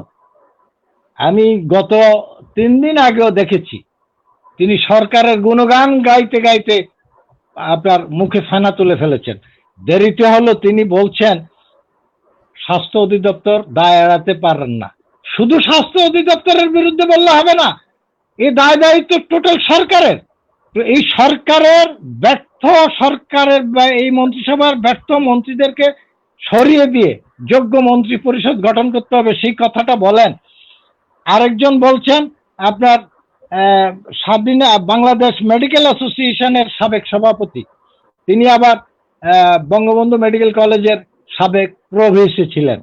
ডক্টর রশিদ মাহবুব স্বাস্থ্য খাতটা দুর্বৃত্তদের হাতে চলে গেছেন। আরে ভাই, আপনিও তো সরকারের পার্ট ছিলেন, পারেন নাই, আজকে বলছেন। যাক, দেরিতে হলো, সত্য কথা বলছেন, এই জন্য তাদেরকে আমি এই সময় ধন্যবাদ দিতে চাই। দিয়ে আমি আমার বক্তব্যটা পরবর্তী পর্যায়ে যদি সুযোগ পাই, হয়তো কথা বলার যদি সুযোগ থাকে কথা বলবো। তবে আমি আবারও বলবো, মাননীয় প্রধানমন্ত্রী সবকিছু ভুলে গিয়ে, অনেক হয়েছে, রাতে ভোট করছেন, দিনে সরকার করছেন, এখন জনগণের কাছে কিছুটা হইলো জবাবদিহিতা করেন। এখন সুযোগ আছে, জাতীয় ঐক্যটা গড়ে তুলুন। মিলন ভাই যেভাবে বলছেন যে মহল্লা জাতীয় ঐক্য যদি হয়, জাতীয় সরকার যদি গঠন করতে পারেন, তাহলে মিলন ভাইকে আমি বলবো মহল্লা লাগবে না, আমাদের পক্ষে সম্ভব। আমাদের দেশপ্রেমিক সেনাবাহিনীকে উনি রাস্তায় নামিয়েছেন, ওনাদেরকে কাজে লাগান। কারণ আজকের সিএমএইচ প্রমাণ করেছে, আজকে বাংলাদেশ সেনাবাহিনী প্রমাণ করেছেন তারা প্রস্তুতি নিয়েছেন আগে। সেই প্রস্তুতির কারণে সিএমএইচ এর একজন ডাক্তারও মৃত্যুবরণ করে নাই। কারণ সেনাবাহিনীর সেনাপ্রধান আগেই চীনের ওয়াং শহরে যখন করোনা ধরা পড়েন, তখন থেকে তিনি প্রস্তুতি নিয়েছেন। তিনি যদি প্রস্তুতি নিয়ে তার বাহিনীকে সুরক্ষা দিতে পারেন, তাহলে আমাদের এই সরকার কেন পারলেন না? এই ব্যর্থতা কাকে দেব? এই ব্যর্থতা সরকারের। তাহলে সেনাবাহিনীকে কাজে লাগান, তাদেরকে সুরক্ষা দেন, ডাক্তারদেরকে সুরক্ষা দেন, দিয়ে জাতিকে রক্ষা করা যাবে। জাতীয় ঐক্য করেন, সম্ভব। জুজুর ভয় দেখে লাভ নাই। জাতীয় ঐক্য হলে কোনো জুজুর ভয় থাকবে না। ধন্যবাদ আপনাকে। ধন্যবাদ জনাব গোলাম মাওলা চৌধুরী। আমরা এখন গোলাম সুরা মিলনের কাছে আবারও যাব, যেটি গোলাম মাওলা চৌধুরী আহ্বান জানিয়েছে। এখনো মাননীয় প্রধানমন্ত্রীর কাছে যথেষ্ট সময় রয়েছে। যদি মাননীয় প্রধানমন্ত্রী একটি জাতীয় ঐক্যমত্য প্রতিষ্ঠিত করতে পারে, দেশের সকল রাজনীতিবিদদের কাজে লাগাতে পারে, তাহলেই সম্ভব এখান থেকে ঘুরে দাঁড়ানো। তা না হলে দেশ আরো ক্রমান্বয়ে ভয়াবহ পরিণতির দিকে যাবে। এইভাবে শাহেদদের আরো জন্ম হবে এবং শাহেদরাই আগামীতে রাজনীতি নিয়ন্ত্রণ করবে। এ বিষয়ে জনাব গোলাম সরোয়ার মিলন, আপনার ভাবনাটা কি? জি, ধন্যবাদ মোস্তফা ভাই আপনাকে। আমার মাওলা ভাইয়ের বক্তব্যের শেষ অংশটুকু জেনে আমি বলতে চাই যে উনি সেনাবাহিনীর কথা বলেছেন যে সেনাবাহিনীর কোনো ডাক্তার সদস্য কোনো কেউ মৃত্যুবরণ করে নাই, সুন্দর ব্যবস্থাপনা করেছেন। আমি এখানে বলতে চাই যে সেনাবাহিনী তো সরকারের একটি পার্ট। আমি বলতে চাচ্ছি যে সরকার একটি অ্যাবস্ট্রাক্ট, যে সরকারের একটি বিশেষ খাত, বিশেষ করে স্বাস্থ্য খাতের কথা আপনি যেটা বলেছেন, আপনার সাথে আমি 100% একমত। এই স্বাস্থ্য খাতকে ভেঙে ঢেলে নতুন করে সাজাতে হবে। কারণ স্বাস্থ্য খাতকে যদি আমরা কাঠামোগত পরিবর্তন করতে না পারি, তাহলে এই স্বাস্থ্য খাতের গুণগত পরিবর্তন আসবে না, এক। আর 2 নম্বর কথা হচ্ছে, দাদা এখানে আছেন, আমি স্পষ্ট ভাষায় বলতে চাই, এতে সাহস নিয়ে বলতে চাই, মাননীয় প্রধানমন্ত্রী, he is not the last prime minister of Bangladesh. তিনি বাংলাদেশের শেষ প্রধানমন্ত্রী না। সুতরাং আজকে ধরেই নিয়ে উনি উনার টেনিয়র পর্যন্ত থাকবেন, পরবর্তীতে জনগণ চাইলে উনি থাকবেন কি থাকবেন না সেটা পরের ব্যাপার। আমি যেটা ওনাকে উদাত্ত আহ্বান জানাতে চাই, যে একটা প্রশ্ন এসেছে যে বাংলাদেশের ভবিষ্যৎ কি। বাংলাদেশের ভবিষ্যৎ প্রজন্মের জন্য আমরা একটি সুন্দর বাংলাদেশ রেখে যেতে চাই। আমরা একটি স্বচ্ছতা, জবাবদিহিতা, সুশাসনের বাংলাদেশ রেখে যেতে চাই। আমরা মাথা উঁচু করে দাঁড়ানোর বাংলাদেশ রেখে যেতে চাই। সেই জন্য আজকে আপনারা সবাই জাতীয় ঐক্যমতের কথা যেটি বলেছেন, আমরা সেই ঐক্যমত একমাত্র এই মুহূর্তে মাননীয় প্রধানমন্ত্রী এই দায়িত্বটা নিতে পারেন। বঙ্গবন্ধুকে অবশ্যই আজকে আমরা শ্রদ্ধার পাত্রে দেখি। তিনি যদি না থাকতেন এ দেশ থেকে কিন্তু আমরা ভারতীয় বাহিনীকে সরাতে পারতাম না। আবার এটাও ঠিক যে উনি আওয়ামী লীগের উপর ডিপেন্ড করতে পারেন নাই বলে বাকশাল করেছিলেন। যদিও আমরা এখানে, আমার মনে হয় আমরা সবাই বাকশাল বিরোধী ছিলাম, আমি ব্যক্তিগতভাবে আমিও ছিলাম। আমরা কারণ 4টা প্রেস ছিল, গণতন্ত্র ছিল না। কিন্তু ওনার ফিলোসফি থেকে চিন্তা করলে যে এটা একটা অর্থনৈতিক কর্মসূচি ছিল, এবং উনি কিন্তু পুরো দেশকে ঐক্যবদ্ধ করতে চেয়েছিলেন, এবং উনি কিন্তু পুরো আওয়ামী লীগকে ডিপেন্ড করতে পারেন নাই। আমি আদর্শিক জায়গা থেকে আমি কথাটা বুঝানোর জন্য কথাটা বললাম। অর্থাৎ আপনি এখন বাকশাল না করেন, ঐক্যবদ্ধ একটি সরকার করে গণতন্ত্রকে টিকিয়ে রেখে, গণতন্ত্রকে প্রাতিষ্ঠানিক রূপ দিয়ে আপনি গণতন্ত্রকে আজকে বিকেন্দ্রীকরণ করে আজকে এক ব্যক্তির হাতে ক্ষমতা। আমি বলবো যে নির্বাচিত হলেই গণতান্ত্রিক হওয়া যায় না। হিটলার নির্বাচিত ছিল। সুতরাং আমরা যদি বলি যে হিটলার গণতান্ত্রিক একটি নেতা, তাহলে ভুল করা হবে। মাননীয় প্রধানমন্ত্রী ধরে নিলাম আপনি নির্বাচিত নেতা, কিন্তু আজকে গণতান্ত্রিক মূল্যবোধ এবং গণতন্ত্রকে যদি আমরা প্রাতিষ্ঠানিক রূপ দান করতে না পারি, গণতন্ত্রকে যদি আমরা যদি সর্বস্তরে জবাবদিহিতা আদায় না আনতে পারি, প্রাতিষ্ঠানিক ভাবে না করতে পারি, তাহলে এই গণতন্ত্র কি কারণে আমরা স্বাধীনতা যুদ্ধে 30 লক্ষ শহীদের রক্তে আমরা রঞ্জিত করেছিলাম এই বাংলাদেশকে। আজকে যে কথাটা বলে যে বাংলাদেশের ভবিষ্যৎ কি, বাংলাদেশের ভবিষ্যৎ হচ্ছে এই যে আমরা সবাই মিলে আমরা অনেক রাজনীতি করেছি। আজকে আওয়ামী লীগের বিপরীতে আজকে এখানে যদি বিএনপির কোনো কেউ থাকতো, তাকেও বলতাম যে বিএনপি একটা বিরোধী দল। কারণ একটা সত্যি কথা কি, আমার কথা মাওলা ভাই বলে গেছেন, আমিও সরকারের পার্ট ছিলাম, আমি এরশাদ সাহেবের সময় মন্ত্রী ছিলাম। আমি আপনাকে জোর গলায় বলতে পারি, আমি আল্লাহর রহমতে একদিন আপনার ভাবিকে, মাওলা ভাই আপনার দৃষ্টি আকর্ষণ করতেছি, আমি আমার একদিন বলছিলাম যে জীবনে কোনো দুর্নীতির মামলা কিংবা কোনো কিছু রাজনৈতিক ভাবে কোনো কিছুর ব্যাপারে আমি কোনোদিন কোনো মামলা আমি খাই নাই, কিংবা আমার বিরুদ্ধে কোনো অভিযোগ হয় নাই। কারণ এরশাদ পতনের পর আপনি জানেন প্রতিটা মন্ত্রী এমপির বিরুদ্ধে কিভাবে চার্জ করা হয়েছিল, আমার বিরুদ্ধে একটিও যায় নাই। উপরন্তু আমি কিন্তু এখন একজন ঋণগ্রস্ত ব্যক্তি। কিভাবে? যে ব্যবসায়ীর কারণে। আমার গার্মেন্টস ফ্যাক্টরি আছে, গার্মেন্টস ফ্যাক্টরি থাকলে আজকে সত্যিকার ভাবে ব্যাংক থেকে ঋণ নিতে হয়, ঋণের বোঝা আমাকে টানতে হয়। আমি আপনাদের কাছে দোয়া চাই যে আমি স্বচ্ছভাবে, যাতে আমি মৃত্যুর পূর্বে আমি দোয়া করি যে আমি ঋণটা পরিশোধ করে করতে চাই। আমি আমার নিজের পক্ষটা যেমন বললাম, আমি আজকে সকল শিল্পপতিরাই আজকে ঋণ নিয়ে থাকেন, কিন্তু আমি সেই ঋণ গ্রহীতা না যে হাজার হাজার কোটি টাকা বিদেশে যে পাঠিয়ে বিদেশে বেগমপাড়া সেকেন্ড হোম সেটা করার সুযোগ হয় নাই। কারণ আমি ছোট্ট একজন ব্যবসায়ী, বন্যেরা বনে সুন্দর, শিশুরা মাতৃ করে। আমি তো বেসিক্যালি রাজনীতিবিদ, আমি তো ব্যবসায়ী না। ব্যবসায়ী হলে এতদিন ওই পাপলুর মতো হাজার হাজার কোটি টাকার মালিক হতে পারতাম। আসলে ওই ব্রেন, ওই মেধা আমার নাই। যাই হোক, সেটা অন্য প্রসঙ্গ। আমি হালাল ভাবে রুটি রুজি করার জন্য ব্যবসাতে নেমেছিলাম, ব্যবসায় আমি সফল হতে পারি নাই। আমি সোজা এই ওপেন এয়ারে আপনাদের কাছে বললাম। আমি যে কথা বলছি, এই বৈশ্বিক এই এই যে অবস্থা, দুর্যোগ, এই দুর্যোগের কারণে বিশ্বায়ন কিন্তু সেভাবে কাজ করবে না। আজকে কাঠামোগত পরিবর্তন সমগ্র জায়গায় হবে। বাংলাদেশের ক্ষেত্রে আমি বিশ্বের অন্যান্য কথা একটু পরেই আনি। অর্থনৈতিক অবস্থা খারাপ হবে। 2 কোটি লোক আজকে চাকরি ছাড়া হবে। আপনি জানেন, দাদা এখানে আছেন, আইনজ্ঞ, বিশেষজ্ঞ আইনজ্ঞ, উনি আমাদের চেয়ে অনেক, আমি মনে করি, জ্ঞান বেশি রাখেন। আজকে দেখেন সরকার একটা কি ভুল বার্তা কিভাবে দিছে বাজেটে, যে বলছে 8.2 প্রবৃদ্ধির কথা বলেছে। তাহলে মেসেজটা বাইরে কি যাচ্ছে? যে আমরা খুব ভালো আছি।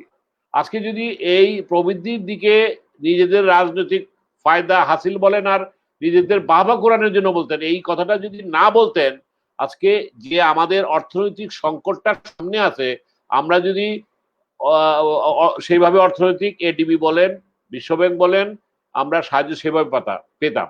কারণ 8.2 থাকলে অন্যরা মনে করবে যে এদেরকে আর সাহায্য করে দরকার কি, ওদের 8.2 তো এদের প্রবৃদ্ধির টার্গেট পাতা আছেই, সুতরাং তারা ভালোই তারা কভার করতে পারবে। মানে আমি একটা উদাহরণ দিলাম আর কি এই বাজেট সম্পর্কে, যেহেতু বাজেট নিয়ে আলোচনা হচ্ছে না, তারপর আমি এই করছি। আমি যেটা বলতে চাই যে এই যে কাঠামোগত পরিবর্তনটা আজকে সুব্রত দা আপনি আছেন, গোলাম মোল্লা চৌধুরী আছেন, আমাদের জাতীয় ঐক্যের পাশাপাশি আমি মনে করি যে বাকশালের উদাহরণটা টানলাম এই কারণে যে মাননীয় প্রধানমন্ত্রী, আপনি 3-4 বার প্রধানমন্ত্রী হয়েছেন, আপনার জীবনে আর পাওয়ার কিছু নেই। আপনি যাওয়ার আগে দেশটাকে এমন কিছু করে যান, ইতিহাস আপনাকে মনে রাখবে। আওয়ামী লীগ একটি দল, ঐতিহ্যবাহী দল, আওয়ামী লীগ থাকবে, কিন্তু শুধু আওয়ামী লীগ না, সমগ্র দেশকে নিয়ে ভাবুন। সেটা হলো এই যে আজকে বিকেন্দ্রীকরণ করে আজকে আমরা কি দেখছি, উপজেলা পদ্ধতি এরশাদ সাহেব করেছিলেন, কিন্তু আজকে উপজেলা আজকে ছোট জগন্নাথ, চেয়ারম্যানদের সেখানে কোনো সিরিয়াসলি দায়িত্ব দেওয়া হয় নাই। আমলাতান্ত্রিক জটিলতা সেখানে আছে। যদিও আমাদের এই দেশের আমলারা মেধাবী, আমলারা আমাদের প্রয়োজন আছে, তারা আমাদের পলিসিগুলি বাস্তবায়ন করবে, আমলা, পুলিশ আর সেনাবাহিনী, এরা আমাদের অ্যাসেট। কিন্তু আজকে যেভাবে এক কেন্দ্রিক রাষ্ট্রীয় ব্যবস্থা থাকার কারণে আজকে সেভাবে নিচের দিকে সেভাবে বাস্তবায়িত হচ্ছে না। কারণ আমরা যদি দেশটাকে উচ্চ কক্ষ এবং নিম্ন কক্ষ, আমরা যদি 2টা কক্ষ, কিংবা অনেক পার্টি, আমাদের পার্টি সহ অনেক পার্টি বলছেন যে, আপনারাও অনেকে বলছেন যে প্রাদেশিক সরকার, অথবা যে ফর্মই করেন, আমি জাস্ট আপনাদের মাথায় ঢুকানোর জন্য, বাংলাদেশের ভবিষ্যৎকে সুন্দর করার জন্য, আপনি এই এক কেন্দ্রে আজকে ভবিষ্যতে ধরেন আল্লাহ না করুক প্রধানমন্ত্রী স্বাভাবিকভাবে উনি চলে গেলেন, প্রধানমন্ত্রীর জায়গায় আমি আসলাম, কিংবা আমার সুব্রত দা আসলো, কিংবা গোলাম মোল্লা চৌধুরী আসলো, এই একই সিস্টেম, সেম জিনিস হবে। You can't control, this is the reality. আজকে আমি বিএনপি নেতাদেরকে বলি যে আজকে বেগম জিয়া যদি ক্ষমতায় আসে, দেশের অবস্থা আরো খারাপ হবে। তো সুতরাং আজকে সিস্টেমটা, কাঠামোগত পরিবর্তন, আজকে আমাদের সেই জায়গায় যেতে হবে ঐক্যমতের ভিত্তিতে, এবং সেই জায়গাটায় যদি আমরা যেতে পারি, তাহলে সত্যিকার ভাবে আজকে দেশের ভবিষ্যৎ, আমরা মুক্তিযুদ্ধের চেতনাকে লালন করি। এখানে মোস্তফা ভাই আমার চেয়ে আমাদের তিনজনের চেয়ে অনুজ, কারণ এরাই হলো ভবিষ্যৎ। তার চেয়ে অনুজ যারা আছে, কিংবা আজকে যারা ইয়াংরা দেখেন, ছাত্ররা, তারা কিন্তু রাজনীতিতে আসতে চায় না। কি কারণে আসতে চায় না? রাজনীতিটা নষ্ট। এই রাজনীতির কারণে আজকে আমরা চাই একটি সুষ্ঠু সুস্থ রাজনীতি, রাজনীতির একটি গুণগত পরিবর্তন। সেই গুণগত পরিবর্তনের দায়িত্বটা আমাদের নিতে হবে। আজকে একটা সাংস্কৃতিক জাগরণ দরকার, আজকে একটি সাংস্কৃতিক বিপ্লব দরকার।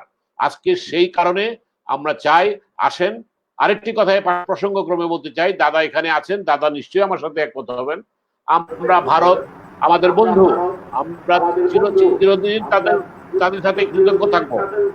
আমরা পররাষ্ট্রনীতিতে চীনের সাথে আমাদের অর্থনৈতিক কারণে হোক, যেমনি ভাবে সম্পর্ক রাখতে হবে, প্রতিবেশী ভারতের সাথে সম্পর্ক রাখতে হবে। কিন্তু তাই বলে বিজেপির মোদির যে নীতি, যে হিন্দুত্ববাদ বলেন কিংবা তার আগ্রাসীবাদ বলেন, যেটাই বলেন, আজকে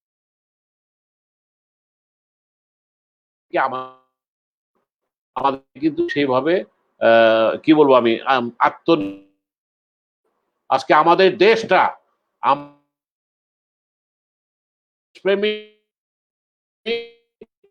কারণ রাজনীতি করি, এখানে আমরা হিন্দু, মুসলমান, বৌদ্ধ, খ্রিস্টানের সম্প্রদায়ের একটি সুন্দর সম্প্রীতির একটি দেশ। আমরা শান্তি বাংলাদেশ, ধর্মীয়, এখানে কোনো জঙ্গি গোষ্ঠীর উত্থান যেরকম মধ্য যে মুক্তি সম্পন্ন বাংলাদেশ চাই, সেটাই আজকে একজন আপনার স্কলে দেখছিলাম যে বাংলাদেশের ভবিষ্যৎ কি।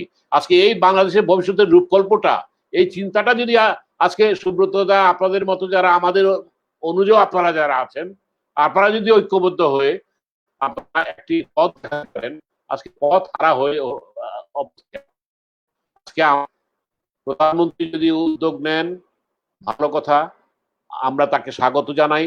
প্রধানমন্ত্রী যদি এই জায়গায় উনি কোনো অনীহা প্রকাশ করেন, ইতিহাস তার অমোঘ নিয়মেই যা হবার তাই হবে। কারণ ইতিহাসের সবচেয়ে বড় শিক্ষা হচ্ছে, ইতিহাস থেকে কেউ শিক্ষা গ্রহণ করে না। আর ইতিহাস এতই নির্মম যে ইতিহাস তাকে যখন শিক্ষা গ্রহণ করে না, ইতিহাস তাকে কান ধরিয়ে শিক্ষা দিয়ে দেয়। তাই আমি যে কথাটি বলতে যাচ্ছি, আসেন আমরা বাংলাদেশটাকে ভালোবাসি। আমরা এই সরকার অ্যাবস্ট্রাক্ট, আজকে প্রধানমন্ত্রী আছেন, তার দোষ তো অনেক আছে, ওনার আন্তরিকতার অভাব নাই। আপনি এই যে একটি গ্লাস, এই যে গ্লাসে অর্ধেক পানি আছে, অর্ধেক পানি নাই, এখন অর্ধেক উনি তো উন্নয়ন করেছেন, এটা তো আমি আপনি যতই করেছি, আবার দুর্নীতি হয়েছে, বৈষম্য হয়েছে, উন্নয়ন করেছেন, আবার অর্ধেক পানি নাই, মানে এখানে কোনো আইনের শাসন নাই, সুশাসন নাই, স্বচ্ছতা নাই, জবাবদিহিতা নাই। এইটা করতে গেলে অনেক তালিকা আসবে। তো সেই জায়গায় না গিয়ে আমরা, আমার মনে হয় আমাদের আলোচনায় মূল সুরটা কিন্তু এক জায়গায় এসেছে। আমরা দেশটাকে ভালোবাসতে চাই, যে দুর্বৃত্তায়িত রাজনীতি থেকে কিংবা রাজনীতি দুর্বৃত্তায়ন থেকে বের হয়ে আসতে হইলে আসেন আমরা ঐক্যবদ্ধ হয়ে আমরা ভবিষ্যৎ দেশটাকে আমরা গড়ে তুলি। এটাই হোক আমাদের আমাদের প্রতিজ্ঞা এবং অঙ্গীকার। ধন্যবাদ। ধন্যবাদ জনাব গোলাম সোরার মিলন। শুধু দর্শক মন্ডলী, আমাদের সময় প্রায় শেষ পর্যায়ে। আমরা সর্বশেষ অ্যাডভোকেট সুব্রত চৌধুরীর কাছে যাব, যেটা গোলাম সোরার মিলন বললেন এবং গোলাম মাওলা চৌধুরী বললেন।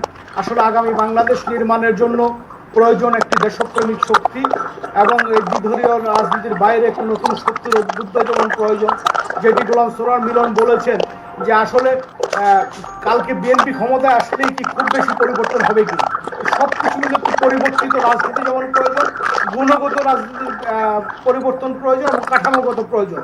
সুব্রত, আগামী বাংলাদেশ আমরা কিভাবে দেখতে পাবো এবং আগামী বাংলাদেশ নির্মাণের জন্য আপনার কি পরামর্শ আমাদের প্রতি?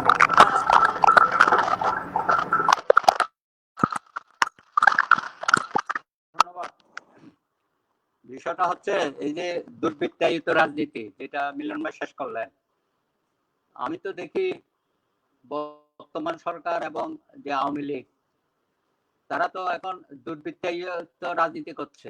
রাজনীতিবিদদের হাতে তো রাজনীতি নাই, দুর্বৃত্তদের হাতে রাজনীতি চলে গেছে। আর সবচেয়ে দুর্ভাগ্য হচ্ছে, আমি তো এটাকে একটা রাজনৈতিক সরকার দেশ পরিচালনা করছে, আমি তো আওয়ামী লীগ দেখি না। সরকার, আওয়ামী লীগ সরকার একাকার হয়ে গেছে। কোনটা আওয়ামী লীগ কোনটা সরকার। এখন যারা সরকারের আমলারা আছে তারা সবচেয়ে বড় আওয়ামী লীগ, এবং এই আমলা এবং তার সাথে আরো যারা যারা আছে সবাই এখন আওয়ামী লীগ। জয় বাংলা জয় বঙ্গবন্ধু বললেই 7 খুন মাপ। সুতরাং রাষ্ট্রটা যে জায়গায় চলে গেছে, রাজনীতিটাই যে ধ্বংস করে দিল। খুবই দুর্ভাগ্যের বিষয় যে আওয়ামী লীগ আমাদের দেশে যে একটা সুষ্ঠু ধারার রাজনীতি, জনগণের রাজনীতি যেটা করে আসছে তারা অতীতে, আজকে সেই জায়গাটায় একটা রাজনীতিটাই ধ্বংস হয়ে গেছে। এখানে কতগুলো চামচা, কতগুলো প্রতারক, হ্যাঁ, এবং সরকারের পৃষ্ঠপোষকতায় তারাই এখন রাজনীতিতে মুখ্য ভূমিকা পালন করছে। আজকে এই মহামারীর সময় আজকে যদি রাজনীতিবিদরা দায়িত্বটা নিত, নিশ্চয়ই তাহলে আমরা অন্য কিছু দেখতে পারতাম, কিন্তু সেটা তো অবস্থা নাই। পুরো আমলা নির্ভর একটা কতগুলো সিস্টেম দাঁড় করিয়ে দিয়েছে, যে কারণে যেটাই পদক্ষেপ নিচ্ছে গণভবন থেকে মাননীয় প্রধানমন্ত্রী, প্রত্যেকটা পদক্ষেপ কেন বিফলে যাচ্ছে। আপনি 2,500 টাকা করে দেবেন, দিতে তো পারেন না। 1/3 দিয়েছেন, 2/3 তো দিতেই পারেন নাই। তার মধ্যে 13 লক্ষ ভুয়া ছিল। 10 টাকা চাল নিয়ে কি তেল সামাতে হয়েছে আমরা দেখেছি। কিট নিয়ে এখন যে অবস্থা হচ্ছে, এই সময়ে যখন আমাদের বেশি বেশি কিটের প্রয়োজন, প্রথম দিকে তো বলেছেন মানুষের সাথে প্রতারণা, আমরা প্রস্তুত। এখন কিটটা এনে কেন বাজারে ছাড়ছেন না? সেই কিট নিয়েও আবার একটা রাজনীতি শুরু করেছেন, ব্যবসা শুরু করেছেন। তো প্রত্যেকটা জিনিসের মধ্যে যদি এই ধরনের অপকর্ম আমরা দেখি, তো মানুষের আশা কোথায়, ভরসা কোথায়? মিলন ভাই বলছেন আমরা একটা ভালো রাজনীতি দেখতে চাই এবং প্রত্যেক দলের মধ্যে একটা সুষ্ঠু ধারার রাজনীতি দেখতে চাই, যাতে আগামী প্রজন্ম, আমরা তো ছাত্র রাজনীতি থেকেই এসছি, এখন ছাত্র রাজনীতি থেকে রাজনীতিবিদ আসছে না, আসছে বিভিন্ন ব্যবসার থেকে, বিভিন্ন ধরনের। আজকে দেখেন এই যে হসপিটালগুলো পরিচালনা করে, প্রাইভেট হসপিটাল, তারা রাজনীতিতে নাম লিখিয়েছে এবং সেখানে এমপি আছে, সেখানে মন্ত্রী আছে, অনেক কিছুই আছে, যে কারণে সরকার তাদের সাথে পাচ্ছে না। সরকারের কোনো দিক নির্দেশনা কোনো প্রাইভেট হসপিটাল মানে না, তাদের বিরুদ্ধে কোনো ব্যবস্থাও নিতে পারে না, কারণ তারা এটার সাথে জড়িত। এই অবস্থা যদি বেশি দিন চলতে থাকে, আমার তো মনে হয় পুরা জাতি, একটা তো মহামারীর বিপর্যয়, আরেকটা হচ্ছে রাজনৈতিক বিপর্যয়ের মধ্যে পড়ে যাবে। এটা কি সরকার বুঝে না? এটা বেশি দিন চলতে গেলে এই ধরনের একটা বিশৃঙ্খল অবস্থা প্রত্যেকটা খাতে, আজকে স্বাস্থ্য খাত নিয়ে আমরা দেখছি, কিন্তু সব খাতে কিন্তু একই অবস্থা, যখন যেটা ধরবে সবাই দেখবে ভঙ্গুর অবস্থা। তো সেই জায়গাটা থেকে যদি সরকার জাতিকে রক্ষা করতে না পারে, এই দায়িত্ব কে নেবে? সরকারকেই তো প্রথম দায়িত্ব নিতে হবে। সরকার যদি চরমভাবে ফেল করে, এটা খেসারত তো জাতিকে দিতে হবে। আজকে সরকারের এই ধরনের ফেলের কারণে আজকে বিদেশে আমাদের ভাবমূর্তি নষ্ট হচ্ছে, ভবিষ্যতে আমরা বাজার হারাবো, শ্রম বাজার আমরা হারাবো। ইটালি দিয়ে শুরু হয়েছে, অন্যান্য দেশেও এই অবস্থা হবে। তো সেই জায়গায় যদি সরকার দৃঢ় পদক্ষেপ না নেয় এবং সুশাসনের ব্যবস্থা না করে, জবাবদিহিতার ব্যবস্থা না করে, আপনি আমি বাঁচাইতে পারবো? আমরা কথা বলতে পারবো, টক শোতে, পত্রপত্রিকায় লিখতে পারবো, তাও তো লিখে না। কারণ আজকে যারা লিখার কথা তারাও দলীয় হয়ে গেছে। আজকে আপনি ডাক্তারদের মধ্যে দলীয় কেন? ড্যাব ছিল, এখন কি সাচিব, তারাই তো এইসব অনেক অপকর্মের সাথে তারা সম্পৃক্ত। আজকে আমাদের আইনজীবীদের মধ্যে দলবাজি, সাংবাদিকদের মধ্যে দলবাজি। কোথায় দলবাজি না? এই দলাদলির মধ্য দিয়ে আমাদের যে আকাঙ্ক্ষা, একটা বাংলাদেশ যেটা আমরা প্রতিষ্ঠা করেছিলাম, সেই আকাঙ্ক্ষা তো আমরা পৌঁছাতে পারছি না। 50 বছর পরও আমাদের আক্ষেপ থেকে যাচ্ছে, এটা তো হওয়ার কথা না। আজকে তো আমাদের অন্য এজেন্ডা নিয়ে আলোচনা করার কথা। 8.2% আমরা জিডিপি উনি দিয়েছেন, উনি বলছেন যে এটা কল্পনা বিলাস, সেটা নিয়ে হয়তো আমরা আলাপ করতে পারতাম, কিন্তু আমরা তো এখন নেগেটিভ আলাপ করছি। আপনি নেগেটিভ আলাপ করার জন্য কেন রাষ্ট্রটাকে নিয়ে গেলেন এই জায়গায়? আমরা কেন পজিটিভ আলাপ করতে পারবো না? সরকারের যে কাজগুলো, ভালো কাজগুলো, যে উন্নয়নমূলক কাজগুলো, আজকে সেগুলো কেন ধামাচাপা পড়ে যাচ্ছে? এই জন্যই পড়ে যাচ্ছে কারণ আপনার কৌশলটা হচ্ছে রাতচালাকি। আপনি সবকিছুর মধ্যে ধামাচাপা দিয়ে একটা ভাবা নিতে চান। আমরা যেটা বলি উপরে ফিটফাট ভিতরে সদরঘাট। আপনি উপরে সবকিছু দেখাচ্ছেন, ভিতরে কিন্তু সবকিছু তছনছ করে দিয়েছেন।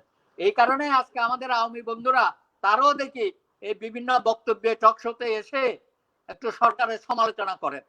আমার খুব হাসি পায়। এই 2-3 মাস আগেও দেখেছি তারা মুখে ফেনা তুলেছে, এই সরকার একটা অসাধারণ কাজ করতেছে, সবকিছু হয়ে গেছে, হ্যাঁ আমাদেরকে বিপদ আনবে না এখানে। আজকে দেখি তারাও উল্টা কথা, সাথীদের নেতাদের কথা দেখেন, আমাদের সাংবাদিক বন্ধুরা যারা সরকারি সমর্থক তাদের কথা দেখেন। হ্যাঁ, সুতরাং পরিবর্তনের একটা হাওয়া আমরা বুঝতে পারছি। এই পরিবর্তনের হাওয়াটাকে আমরা একটা চূড়ান্ত লক্ষ্যে পৌঁছাতে চাই। তারা যদি উপলব্ধি করে যার যার অবস্থান থেকে যে আমরা অতীতে অনেক ভুল করেছি, এখন আমরা সেই ভুলের খেসারত দিতে যাচ্ছি, আশা করি সেই ভুলের খেসারত জাতির উপর আপনারা দায় চাপাবেন না। যেমন করে আপনারা দায়ী চাপান যে জনগণ স্বাস্থ্যবিধি মানে না। আরে জনগণকে স্বাস্থ্যবিধি মানার জন্য আপনি কি পদক্ষেপ নিয়েছেন?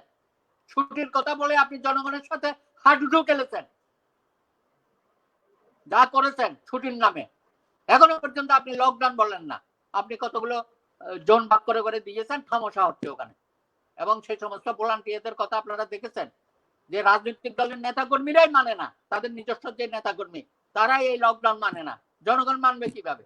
জনগণকে মানাতে গেলে সেই জায়গায় আপনাকে নিতে হবে, ব্যবস্থা নিতে হবে, কিন্তু আপনি সেটা নিচ্ছেন না। সুতরাং আমার মনে হয় আজকের রাষ্ট্র এই মহামারী কালে যে জায়গায় নিয়ে গেছেন, হ্যাঁ সেখান থেকে বের হওয়া খুবই কষ্টকর। কারণ আপনি এখান থেকে বের হবার যে একটা আন্তরিক প্রচেষ্টা সেটা আমরা দেখতে পাচ্ছি না।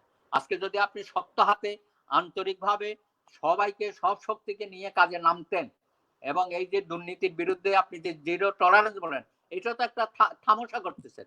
মুখে বলেন জিরো টলারেন্স আর সব সময় দেখি যে 100% দুর্নীতির পক্ষে আপনারা থাকেন।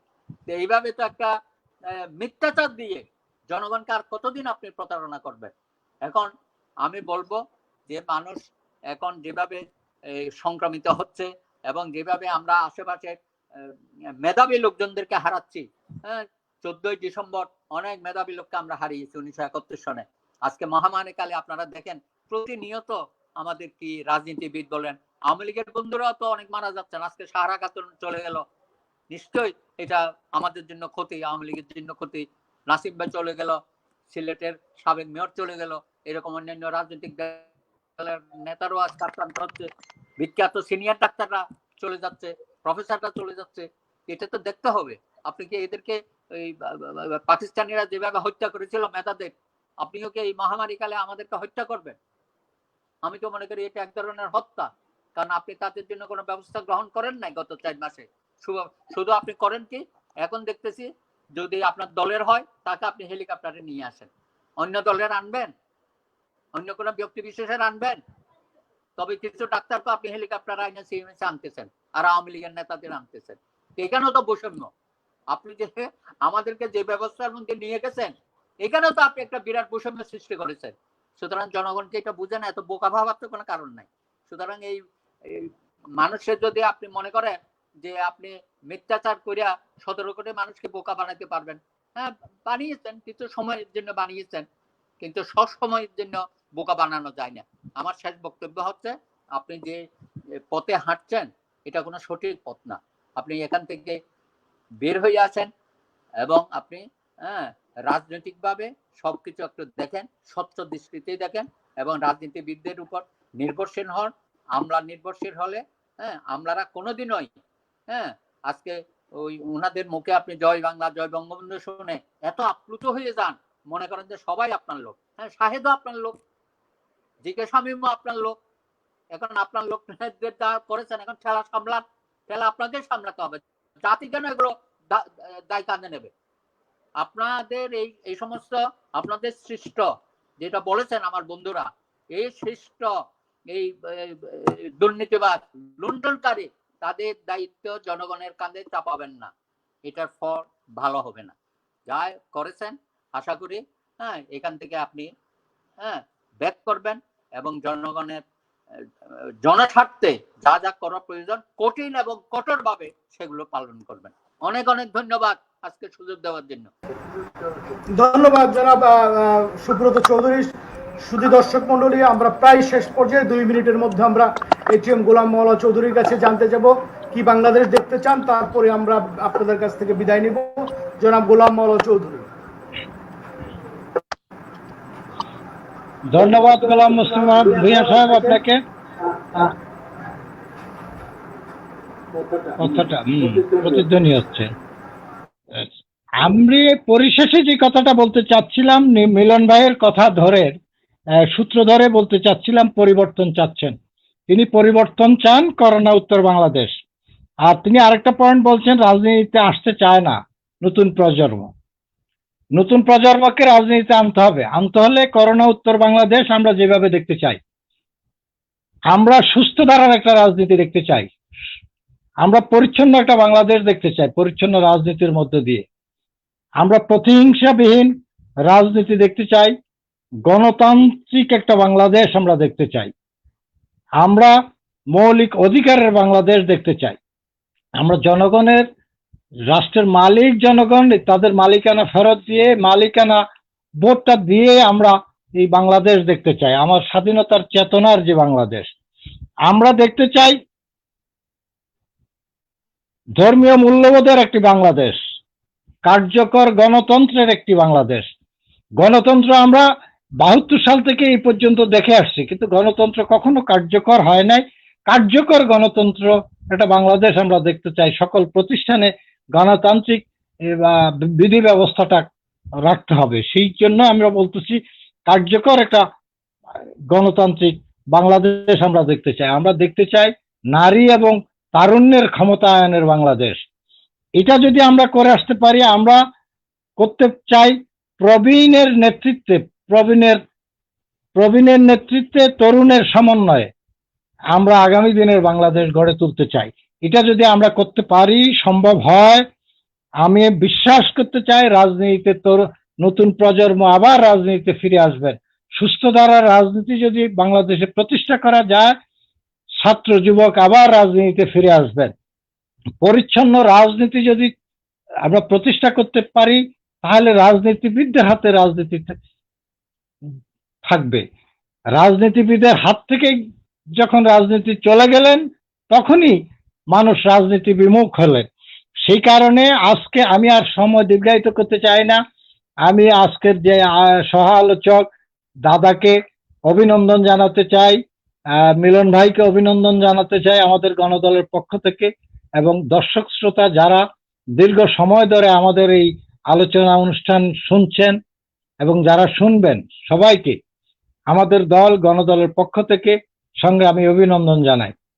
আসসালামু আলাইকুম।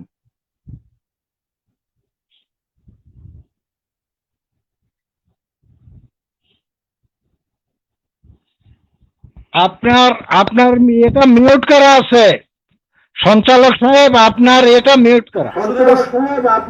দর্শক মন্ডলী, আমরা সর্বশেষ এই কথাটি বললে শেষ করতে চাই, যেটি প্রবীণ রাজনীতিবিদরা বললেন, এটিএম গোলাম মাওলা, গোলাম সরোয়ার মিলন, অ্যাডভোকেট সুব্রত চৌধুরী। রাজনীতি যখন রাজনীতিবিদদের হাতে থাকে না, রাজনীতি যখন পর্দার অন্তরালে কোনো গোষ্ঠী দ্বারা নিয়ন্ত্রিত হয়, তখনই সাহিত্যের জন্ম হয়।